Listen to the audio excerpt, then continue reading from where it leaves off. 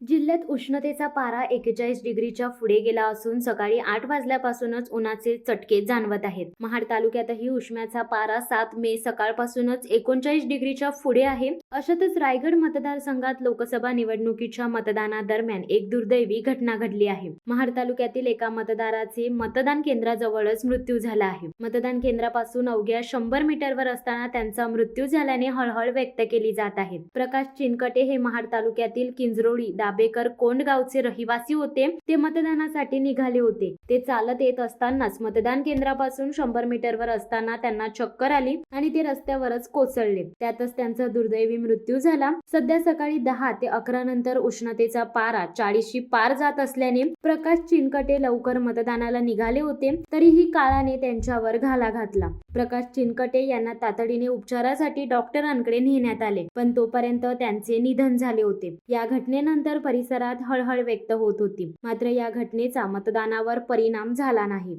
शिवसत्ता टाइम्ससाठी रेश्मा माने, महाड. दे धडक बेधडक वृत्त देणाऱ्या आपल्या शिवसत्ता टाइम्स न्यूज चॅनलला लाल बटन दाबून सबस्क्राईब करा आणि बेल आयकॉनला क्लिक करायला विसरू नका.